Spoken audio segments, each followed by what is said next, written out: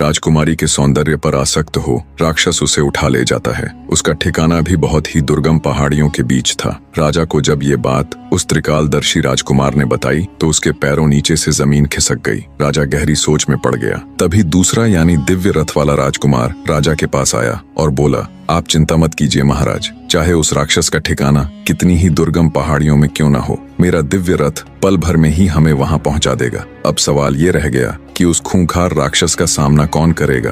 तब तीसरा राजकुमार, जिसे अपने भाले पर पूर्ण विश्वास था, सामने आया और बोला, महाराज आप चिंता मत कीजिए, उस राक्षस से मैं निपट लूंगा। राजा से आज्ञा ले तुरंत तीनों राजकुमार दिव्य रथ में बैठकर राक्षस के ठिकाने पर जा पहुंचे। भाले वाले महारथी राजकुमार ने जब राक्षस को देखा तो उसने अपनी पूरी ताकत से राक्षस को भाला फेंक कर मारा। महारथी राजकुमार का प्रहार इतना तेज था कि उसके द्वारा छोड़ा गया भाला राक्षस की छाती को चीरते हुए उसके सीने के पार हो गया, जिससे तुरंत राक्षस के प्राण पखेरु उड़ गए। राजकुमारों ने राजकुमारी को अपने साथ रथ में बिठा लिया और कुछ ही पलों में वो सकुशल राजमहल पहुंच गए। राजकुमारी शशिबाला को बिल्कुल ठीक ठाक देख राजा सहित पूरी प्रजा में खुशी की लहर दौड़ गई। राजा ने तीनों राजकुमारों का हाथ जोड़कर शुक्रिया किया। फिर से सभा बैठाई गई। सभी सभासद और राजकुमार अपने अपने स्थान पर बैठ गए। इतनी कहानी कह दैत्य दंभिकासुर बोला, बताओ विक्रमादित्य, उन तीनों में से राजकुमारी किसको अपना वर चुनेगी।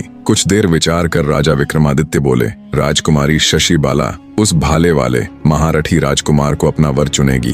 राजा विक्रमादित्य की बात सुन दैत्य दंभिकासुर बोला, ऐसा क्यों विक्रमादित्य? क्योंकि राजकुमारी को बचाने में तो तीनों ही राजकुमारों का हाथ था, फिर राजकुमारी उस महारथी राजकुमार को ही क्यों चुनेगी? क्या सिर्फ इसलिए कि उसने उस राक्षस का वध किया था? राजा विक्रमादित्य बोले, नहीं कपटी राक्षस, त्रिकालदर्शी राजकुमार को न चुनने का कारण ये था कि अगर वो राजकुमारी का पता न भी लगाता तो भी राजा की फौज 2-4 दिन में उसका पता लगा ही लेती। अब बात आती है दिव्य रथ वाले राजकुमार को न चुनने के कारण की, तो रास्ता भले ही कितना भी दुर्गम था, देर से ही सही पर राजा के लोग उस राक्षस के ठिकाने पर पहुंच तो जाते ही। अब बात आती है उस महारथी राजकुमार को चुनने की वजह की, तो राजकुमारी के पास एक नहीं बल्कि इसके 2 मुख्य कारण थे। पहला तो ये कि राक्षस का पता लगाना और उस तक पहुंचना तो संभव था, पर राजा के पास ऐसा कोई भी योद्धा नहीं था जो राक्षस का सामना कर सके। और दूसरा और सबसे मुख्य कारण ये कि राजकुमारी राजा की इकलौती संतान थी,